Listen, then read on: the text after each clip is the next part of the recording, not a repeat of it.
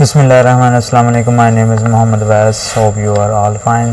तो आज का हमारा टॉपिक ये है कि हम आज की वीडियो में अमेज़ोन की जितनी भी फ़ीसेस हैं अमेज़ोन के ऊपर जो कि सेलर को वो चीज़ें फ़ेस करनी पड़ती है, तो उसके ऊपर आज हम डिटेल के साथ डिस्कस करेंगे कि एक जो सेलर होता है, जब आपने अमेज़ोन के ऊपर सेलर अकाउंट क्रिएट करने के बाद कितनी ऐसी फ़ीसेस है जिसको आपने मेजरमेंट करना होता है अपने प्रॉफिट मार्जिन के हिसाब से, कि कुछ ऐसी फ़ीसेस हैं जो कि आपने कैलकुलेशन करनी होती है जिसके अकॉर्डिंग आपका जो प्रॉफिट मार्जिन है वो अप डाउन होता रहता है। तो आपको ये मेक श्योर होना चाहिए कि जब भी आप अपने प्रॉफिट मार्जिन को आप कैलकुलेट करें तो उसको कैलकुलेट करने से पहले अमेज़ोन की फ़ीसेस को भी आप अपने प्रॉफिट मार्जिन के अंदर इंक्लूड करें, ताकि आपका जो प्रॉफिट है वो मेंटेन रहे, आपको बाद में कोई परेशानी वगैरह ना आए कि मैंने जब पहले कैलकुलेशन की थी तो तब मेरा प्रॉफिट मार्जिन ये था, अब मैंने कैलकुलेशन की है या अब मैंने प्रोडक्ट को लॉन्च किया तो अब मेरा प्रॉफिट मार्जिन में थोड़ा सा डिफरेंस आ रहा है, तो ये मेरा प्रॉफिट मार्जिन क्यों कम आ रहा है, किस वजह से आ रहा है। तो आपने कुछ ऐसी वहाँ पर आपने कुछ चीज़ें स्किप की होती है अमेज़ोन की फ़ीसेस के हिसाब से, या आपने कोई और टैक्स के मामलात में कोई चीज़ स्किप कर दी हो जो कि आपका प्रॉफिट मार्जिन वहाँ पर थोड़ा सा डिफरेंट आता है। तो आज हम अमेज़ोन की जितनी भी फ़ीसेस है उसके ऊपर हम डिटेल के साथ डिस्कस करेंगे। तो पहले नंबर पर हम बात करते हैं कि अमेज़ोन की FBA फ़ीस। FBA फ़ीस क्या है, FBA क्या है? FBA अमेज़ोन का एक बिज़नेस सेलिंग वे है जिसके ज़रिए अमेज़ोन अपना बिज़नेस में जो बायर आकर कोई भी वहाँ से ऑर्डर वगैरह करते हैं तो उसको ऑर्डर डिलीवर करने का जो वे है उसको FBA कहते हैं। FBA means fulfilment bye Amazon. Amazon के ऊपर दो मेथड के ज़रिए आप वहाँ पर सेलिंग कर सकते हैं, एक FBA के ज़रिए और एक FBM के ज़रिए। तो FBA अगर आप ऑप्शन सेलेक्ट करते हैं, जो कि रिकमेंडेशन भी ये है कि आप FBA को सिलेक्ट करें, इसमें अमेज़ोन आपको बहुत ज़्यादा अपॉर्चुनिटी देता है अगर आप FBA मेथड को सिलेक्ट करते हैं। तो FBA फ़ीस अमेज़ोन आपसे किस तरह कैलकुलेट करने के बाद आपसे वो फ़ीस लेता है। आपने जब अपनी इन्वेंट्री को रेडी करके अमेज़ोन के वेयर हाउस में पहुंचा दिया, वेयर हाउस में आप अमेज़ोन के तब भी पहुंचाएंगे जब आप वहां पर FBA ऑप्शन को सिलेक्ट करेंगे, यानी कि आपके जो प्रोडक्ट्स की या कोई यूनिट की पैकिंग को वो वहाँ पर पिक करेगा, उसको पैक करेगा, पैक करने के बाद वो आपके बायर को, जो भी बायर ने आपको ऑर्डर ड्रॉप किया होगा वहाँ पर वो प्रोडक्ट्स वो शिप करेगा। ये सारे प्रोसेस को FBA मेथड के अंदर ही वो सारी चीज़ें होती है। तो अमेज़ोन की सारी रिस्पॉन्सिबिलिटी है आपके प्रोडक्ट को पिक करे, पैक करे और वहाँ पर शिप करे। तो जब आप इस ऑप्शन को सिलेक्ट करते हैं तो ये सारे प्रोसेस का अमेज़ोन आपसे फ़ीस चार्ज करता है। ज़ाहिर बात है कि वो आपके आइटम को वो पैक भी करता है, वो पिक करता है और वो शिप भी करता है, तो फ्री तो वो करता नहीं, वो अपने सेलर से इस सर्विस की फ़ीस चार्ज करता है। और ये किस बेस के ऊपर ये फ़ीस चार्ज करता है? ये आपके प्रोडक्ट के वेट, क्या आपके प्रोडक्ट का वेट कितना है और आपके प्रोडक्ट की डायमेंशन कितनी है, यानी कि आपके प्रोडक्ट की हाइट कितनी है, उसकी लेंथ कितनी है, उसका विड्थ कितनी है, उस सारी चीज़ों को वो कैलकुलेशन करने के बाद आपके प्रोडक्ट की सारी डायमेंशन उसके पास आ जाती है। तो उसके बाद फिर आपके जो प्रोडक्ट का वेट होता है उन दोनों चीज़ों के ऊपर FBA फ़ीस डिपेंड होती है। जितना भी आपका वेट होगा, जितना भी आपके प्रोडक्ट की डायमेंशन होगी, उसके मुताबिक ही आपसे अमेज़ोन FBA फ़ीस चार्ज करेगा। जब आप इस ऑप्शन को सिलेक्ट कर लेते हैं तो फिर अमेज़ोन आपसे आपके प्रोडक्ट की डायमेंशन और वेट के हिसाब से आपसे फ़ीस चार्ज करता है। मगर FBA फ़ीस में कोई और भी चीज़ें इंक्लूड होती हैं जो कि आप अपने प्रोडक्ट के अकॉर्डिंग उस सर्विस को भी इंक्लूड करते हैं, और यहाँ पर मैं आपको डिस्क्राइब कर लेता हूँ। यहाँ पर अगर फर्स्ट नंबर पर बात करें कि इन्वेंट्री प्लेसमेंट, FBA के अंदर एक इन्वेंट्री प्लेसमेंट की भी सर्विस होती है कि जब अमेज़ोन आपकी इन्वेंट्री को स्प्लिट कर देता है तो फिर अमेज़ोन आपके FBA डैशबोर्ड के अंदर एक ऑप्शन आपको दे देता है कि जिसके ज़रिए आप अपनी जो इन्वेंट्री को आप एक जगह पर आप उसको इकट्ठा कर लें ताकि आपको ज़्यादा फ़ीसेस वहाँ देनी ना पड़े। तो इस ऑप्शन के ज़रिए आप अपनी इन्वेंट्री को वहाँ पर शिप कर सकते हैं, जो भी आपके लिए नियरेस्ट वेयर हाउस होगा जहाँ से आपकी इन्वेंट्री आगे बाहर तक जाएगी। तो इसके अंदर भी आपके प्रोडक्ट्स के वेट के हिसाब से उन्होंने क्राइटेरिया रखा होता है कि अगर इतनी एलपी का आपका प्रोडक्ट होगा तो उसके लिए 0.1 होगी, 0.5 होगी। इसका भी कोई क्राइटेरिया अमेज़ोन का, ये भी आपके जो आपके प्रोडक्ट के वेट के हिसाब से वहाँ पर उन्होंने क्राइटेरिया रखा हुआ है, और ये आपके प्रोडक्ट के वेट के हिसाब से ये फीसेस भी इसके अंदर भी डिफरेंस आता रहता है। उसके बाद अगर आप अपने प्रोडक्ट्स के अंदर आप टैग वगैरह यूज़ करते हैं तो उसकी भी फिर अमेज़ोन फीसेस चार्ज करेगा। अगर आप लेबलिंग वगैरह आप अमेज़ोन के थ्रू करवाना चाहते हैं अपने प्रोडक्ट्स के ऊपर, तो उसके लिए भी अमेज़ोन आपसे फ़ीस चार्ज करेगा। मगर ये कुछ ऐसी ऑप्शनें होती हैं जिसको आप अगर अमेज़ोन के थ्रू करवाएं तो यहाँ पर आपको अमेज़ोन कुछ सेंट के अंदर आपसे फ़ीस चार्ज करता है। और कुछ ऐसी सर्विसेज होती हैं जो कि आप अपने 3PL सर्विसेज से भी आप इस चीज़ को ले सकते हैं, या आप अपने होलसेलर से या जहाँ से भी आपने इन्वेंट्री ली होती है, या आप अपने मैन्युफैक्चर जो वेयर हाउसेज होते हैं जहाँ पर आपकी इन्वेंट्री रेडी होती है, कुछ सर्विसेज आप वहाँ से भी ले लेते हैं। अगर आप सर्विसेज वहाँ से नहीं लेते तो अगर आप अमेज़ोन से लेते तो अमेज़ोन डेफिनेटली आपसे वो सर्विस की फ़ीस चार्ज करेगा। तो उसके बाद अगर आप लेबलिंग भी अमेज़ोन के से करवा रहे हैं, जैसे कि FNS की यूनिट्स के ऊपर जो लेबलिंग वगैरह होती है, जो UPC कोड्स वगैरह होते हैं, जो FNSKU कोड्स वगैरह होते हैं, वो अमेज़ोन फिर आपसे अगर आप उससे सर्विस वगैरह लेते हैं उसकी भी वो फिर फीस चार्ज करता है। अगर आप बैगिंग की वहाँ पर सर्विस वगैरह लेते हैं कि आपके प्रोडक्ट्स को किसी बैग के अंदर इंक्लूड करके कोई भी वहाँ पर प्लास्टिक बैग हो गया उसके अंदर वो पैक करें, या कोई और बैग जो कि आपकी रिक्वायरमेंट होगी आपके प्रोडक्ट के अकॉर्डिंग, तो अमेज़ोन उसकी भी फ़ीस चार्ज करेगा। अगर आपका प्रोडक्ट कोई इस तरह के डिज़ाइन है या इस तरह की उसकी शेप है कि उसको सिक्योर करना होगा कि वो ब्रेक वगैरह ना हो, कि उसके लिए जो बबल रैप है वो मैंडेटरी है, तो फिर अमेज़ोन अगर आपको वो बबल रैप की सर्विस दे रहा है तो वो भी फ़ीस आपसे चार्ज करेगा। तो ये FBA के अंदर कुछ ऐसी सर्विसेज होती हैं कि जिसको आप अगर अमेज़ोन के थ्रू उसको यूज़ करेंगे तो अमेज़ोन उसकी भी फ़ीस आपसे चार्ज करेगा। तो ये आपके प्रोडक्ट्स के मुताबिक आपकी रिक्वायरमेंट के मुताबिक फिर अमेज़ोन आपसे फ़ीस चार्ज करता है। तो उसके बाद फिर पॉइंट नंबर 2 में ये आ जाती है कि अमेज़ोन आपसे फिर रेफरल फ़ीस चार्ज करता है। रेफरल फ़ीस को मैं आपको एक सिंपल वर्ड में बताता हूँ कि जिस तरह आप किसी भी एक शॉपिंग मॉल के अंदर चले जाएं, जो कि शॉपिंग मॉल ऑलरेडी उस एरिए में इस्टेब्लिश उन्होंने अपने ब्रांड को किया होगा कि ये एक शॉपिंग मॉल है, इसके अंदर जो भी शॉप के ऊपर आप जाकर कोई भी प्रोडक्ट आप लेंगे, चाहे आप वहाँ पर क्लॉथिंग की कोई चीज़ बाय करें, कोई ज्वेलरी की कोई चीज़ बाय करें, या कोई ब्यूटी की कोई चीज़ बाय करें, तो इस शॉपिंग मॉल के अंदर जो भी प्रोडक्ट आपने बाय करना होगा वो हाई क्वालिटी होगा और लो प्राइस के अंदर मिलेगा, और वो क्विक सर्विस के ज़रिए आपको वो मिलेगा। तो उस जो स्टोर होता है, जो एक शॉपिंग मॉल होता है, उसने अपने ब्रांड को, अपने नेम को ऑलरेडी बिल्ड किया होगा। तो अगर आप उसके थ्रू, यानी कि उस शॉपिंग मॉल के थ्रू अगर आप वहाँ पर एक शॉप लेते हैं, जो कि वो मॉल तो उस नाम पर फेमस होगा, मगर उसके अंदर आपने एक शॉप खोल ली, तो फिर उस जो शॉपिंग मॉल का जो ओनर होगा वो आपसे फ़ीस चार्ज करेगा कि आप मेरे जो बायर हैं, जो कि मैंने अपने नाम को एक बहुत अच्छे तरीके से मैंने इसको प्रेजेंट करके बायर का एतमाद बनाकर यहाँ पर आए हैं, तो आप मेरे थ्रू यहाँ पर अपने प्रोडक्ट्स को सेल कर रहे हैं, तो फिर मैं आपसे फ़ीस चार्ज करूँगा, मैं फिर आपसे कमीशन लूँगा।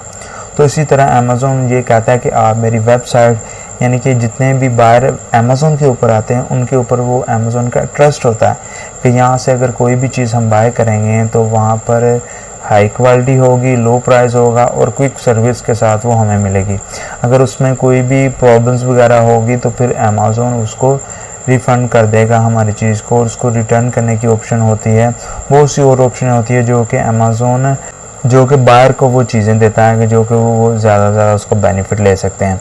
तो उनका ट्रस्ट डेवलप हुआ होता है ऑलरेडी। तो आप अमेज़ोन की वेबसाइट को यूज़ करके आप अपने प्रोडक्ट्स को सेल करते हैं, तो अमेज़ोन यही कहता है कि आप फिर मुझे कमीशन दें, जो कि वो रेफरल फ़ीस की शक्ल में आपसे वो फ़ीस चार्ज करता है कि आप अमेज़ोन की वो वेबसाइट को यूज़ करके अपने प्रोडक्ट्स वहाँ पर सेल कर रहे हैं। तो फिर आप वहाँ पर रेफरल फीस जो कि आप अमेज़ोन की वेबसाइट को यूज़ करके आप वो सेल कर रहे हैं, तो फिर आप ये रेफरल फ़ीस हमें ये दें। और अमेज़ोन ने ये रेफरल फ़ीस इस तरह डिवाइड किया है, ये वहाँ पर कैटेगरी वाइज अमेज़ोन ने वहाँ पर रेफरल फ़ीस को डिवाइड किया है। हर कैटेगरी की एक अलग-अलग रेफरल फ़ीस होती है और ये परसेंटेज के हिसाब से अमेज़ोन आपकी कैटेगरी के हिसाब से आपको चार्ज करेगा कि अगर आपकी होम एंड किचन की कैटेगरी है, आपकी ऑफिस की कैटेगरी है, आपकी वहाँ पर किचन की कैटेगरी है, तो उसके अंदर कोई भी प्रोडक्ट है आपका, तो अगर आपकी कैटेगरी होम एंड किचन की है तो फिर अमेज़ोन आपसे होम एंड किचन की जितनी भी परसेंटेज होगी रेफरल फ़ीस की, तो वो आपसे वो चार्ज करेगा। और ये मोस्टली 8 to 15% होती है। ज़्यादातर जितनी भी वहाँ पर कैटेगरी होती हैं, ज़्यादातर वो 8 to 15% अमेज़ोन रेफरल फ़ीस वहाँ से चार्ज करता है। मगर कुछ ऐसी कैटेगरी है जो कि 15% से भी ज़्यादा वहाँ पर उन्होंने सेट की होती है। ये एक कैटेगरी तो ये वेरी करती है कि कौन सी आप कैटेगरी को सिलेक्ट करते हैं अपने प्रोडक्ट की, तो उसके हिसाब से फिर अमेज़ोन आपसे रेफरल फ़ीस चार्ज करता है। उसके बाद पॉइंट नंबर पे सी में आ जाता है, यानी कि थर्ड ऑप्शन में ये आ जाता है स्टोरेज कॉस्ट। तो अमेज़ोन आपसे स्टोरेज कॉस्ट भी चार्ज करता है, स्टोरेज फ़ीस भी आपसे चार्ज करता है। और ये अमेज़ोन आपकी जो स्टोरेज फ़ीस है वो आपके प्रोडक्ट की वॉल्यूम के हिसाब से वो आपसे चार्ज करता है, यानी कि आपके प्रोडक्ट का जो क्यूबिक मीटर के यूनिट है उसके हिसाब से फिर अमेज़ोन आपसे स्टोरेज फ़ीस चार्ज करता है। और ये भी आपके प्रोडक्ट के वॉल्यूम के मुताबिक ही वो अमेज़ोन आपसे फ़ीस चार्ज करता है। तो अगर हम जो एक इनका रैंडम सी जो फीसिस होती है, अगर हम क्वार्टर वाइज डिस्क्राइब करें कि फर्स्ट क्वार्टर, सेकंड क्वार्टर और थर्ड क्वार्टर, इन 3 क्वार्टर को अमेज़ोन ने अलग कर दिया है और फोर्थ क्वार्टर में अमेज़ोन ने अलग कर दिया है। जो पहले 3 क्वार्टर है उसमें जो स्टैंडर्ड साइज़ की जितनी भी प्रोडक्ट होती हैं उसके ऊपर अमेज़ोन 0.87 पर क्यूबिक फुट फ़ीस चार्ज करता है। तो अगर वो ही यानी कि first, second and third quarter के अंदर अगर आपके प्रोडक्ट का साइज़ ओवर साइज़ के अंदर आएगा तो फिर अमेज़ोन आपसे 0.56 पर क्यूबिक फुट के हिसाब से अमेज़ोन आपसे फ़ीस चार्ज करता है। और ये अमेज़ोन जो आपके स्टोरेज कॉस्ट है वो आपके प्रोडक्ट के को उन्होंने वहाँ पर क्वार्टर वाइज भी डिवाइड किया था, क्योंकि Q4 के अंदर अमेज़ोन के वेयर हाउस के जगह इतनी ज़्यादा नहीं होती, क्योंकि वहाँ पर बहुत ज़्यादा इन्वेंट्री आ जाती है। जितने भी सेलर होते हैं उनकी ज़्यादा से ज़्यादा जो सेल्स होती है वो Q4 में ही होती है, क्योंकि Q4 के अंदर बहुत सी ऐसे वहाँ पर जो न्यू ईयर आ जाता है, वहाँ पर जो ब्लैक फ्राइडे आ जाता है, उसके बाद फिर वहाँ पर जो क्रिसमस आ जाता है। तो इस तरह बहुत से ऐसे इवेंट आ जाते हैं जो कि अमेज़ोन उसके अंदर कुछ डिस्काउंट देता है, जो कि बायर के लिए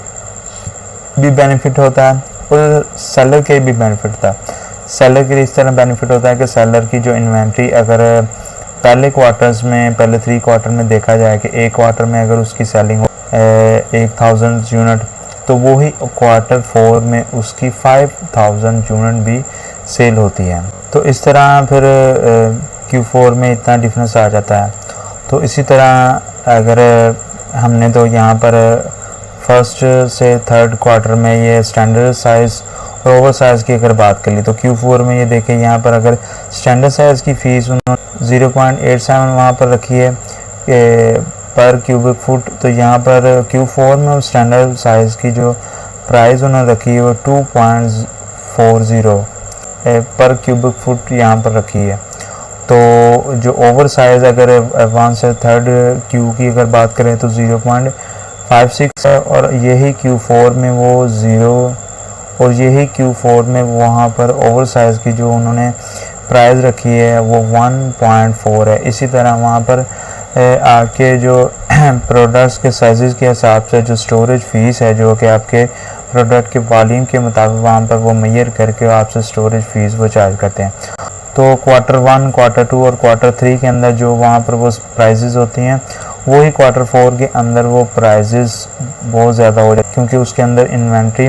सेलर ज़्यादा अमेज़ोन के वेयर हाउस में भेजते हैं और अमेज़ोन को मैनेज करना बहुत उसके लिए हासिल हो जाती है। तो इस तरह वहाँ पर वो फीसेस अपनी बढ़ा देता है। तो अगर हम लॉन्ग टर्म स्टोरेज कॉस्ट की बात करें,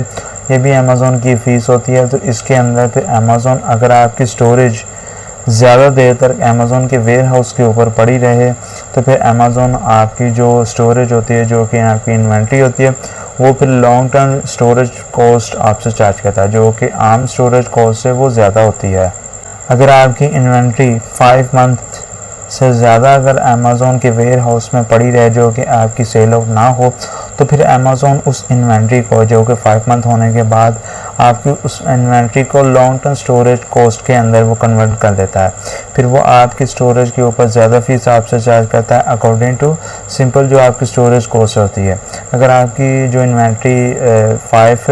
मंथ से पहले वो सेल आउट हो जाती है, तो फिर अमेज़ोन आपसे लॉन्ग टर्म स्टोरेज कॉस्ट आपसे चार्ज नहीं करता है। मगर मोस्टली इतनी देर से पहले आपकी इन्वेंट्री वहाँ पर सेल आउट हो जाती है। अगर आप उसकी अच्छी लिस्टिंग क्रिएट करें अपने, और उसके बाद फिर आप अच्छी तरह वहाँ का उसकी एडवर्टाइजमेंट करें, कुछ ऐसी स्ट्रेटजी होती हैं जिसको आप यूज़ करके अपनी इन्वेंट्री को वहाँ पर सेल आउट कर लेते हैं, तो फिर आपको लॉन्ग स्टोरेज जो कॉस्ट है फिर वो वहाँ पर आपको नहीं देनी पड़ती, जो कि आम स्टोरेज कॉस्ट से बहुत ज़्यादा होती है। तो आप अपनी इन्वेंट्री को सेल आउट करें, जब भी आप वहाँ पर सेंड करें, वहाँ पर आप अच्छी से अच्छी वहाँ पर लिस्टिंग क्रिएट करने के बाद ज़्यादा जो कीवर्ड्स, हाई टारगेट कीवर्ड्स, उसको आप लें, जो वहाँ पर रेलिवेंट कीवर्ड्स है उसको आप यूज़ करके आप लिस्टिंग को बेहतरीन बनाएं। वहाँ पर आप इमेजेस भी अच्छे लगाएं और आप प्राइस को भी मेंटेन रखने के बाद आप वहाँ पर PPC चलाकर अपनी इन्वेंट्री को जल्दी से जल्दी वहाँ पर सेल आउट कर सकते हैं। तो आप इस फीस से फिर बच सकते हैं। उसके बाद फिर कुछ ऐसी फीसेस होती हैं जो कि अमेज़ोन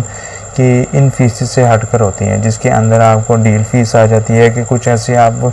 डील्स वहाँ पर लगाते हैं कि जिसकी फिर अमेज़ोन आपसे फीसेस चार्ज करता है। इसके ऊपर हम ज़्यादा से डिस्कस करेंगे, इसके ऊपर हम ज़्यादा से वीडियोस बना देंगे। जब हम PPC के टॉपिक को हम डिस्कस करेंगे तो उसके अंदर ये सारी चीज़ें हम लेकर चलेंगे। और कुछ ऐसी जो फीसेस होती हैं जो कि एडवर्टाइजमेंट कॉस्ट आपसे वो चार्ज करता है, जिसके अंदर आपकी PPC की जितनी भी बिड्स वगैरह होती हैं वो सारी चीज़ें इस जो टॉपिक के अंदर वो इंक्लूड हो जाती हैं। तो जब हम PPC के टॉपिक को हम शुरू करेंगे तो वो सारी चीज़ें इसके अंदर हम डिस्कस करेंगे। और आपको ये सारी चीज़ों की इन्फॉर्मेशन होनी चाहिए कि जब भी आपने अमेज़ोन के ऊपर बिज़नेस शुरू करना है, तो आपने चाहे होलसेल करना है, चाहे आपने PL करना है, कोई भी आपने अगर अमेज़ोन के ऊपर बिज़नेस मॉडल शुरू करना है, तो हर बिज़नेस मॉडल की आप उसकी पूरी कैलकुलेशन करते हैं कि मैंने इतनी इन्वेस्टमेंट वहाँ पर लगानी है। इतनी इन्वेस्टमेंट लगाने के बाद फिर मैं इतने टाइम पीरियड से मैं कितनी वहाँ पर जो प्रॉफिट है मैं वो ले सकता हूँ, कि पूरी आप कैलकुलेशन करते हैं। तो उस कैलकुलेशन के अंदर फिर आप सारे जितने भी एक्सपेंसेस वगैरह होते हैं उसको आप वहाँ पर प्लस करते हैं। तो उसके साथ साथ वो बाकी चीज़ों को जब आप मेजर करते हैं तो उसके साथ साथ आपको अमेज़ोन की फ़ीसेस का भी पता हो कि अमेज़ोन आपसे कौन सी फ़ीसेस चार्ज करता है। आप अपने प्रोडक्ट्स के साइज़ के हिसाब से, उसकी डायमेंशन के हिसाब से हर चीज़ों को आप पहले कैलकुलेट करने के बाद आप अपने जो प्रॉफिट मार्जिन की कैलकुलेशन बेहतरीन कर लें, ताकि आपका जो प्रॉफिट मार्जिन फिर वो ज़्यादा हो। फिर आपको पता हो कि मैं इस प्रोडक्ट के साथ अगर जाऊंगा तो ये मेरे लिए सूटेबल रहेगा या नहीं रहेगा। तो उम्मीद है कि आपको ये फीसेस का जितना भी कॉन्सेप्ट होगा ये आपका क्लियर हो चुका होगा। तो फिर मिलते हैं नेक्स्ट वीडियो में, तब तक के लिए अल्लाह हाफिज़। अपना बहुत ज़्यादा ख्याल रखिएगा।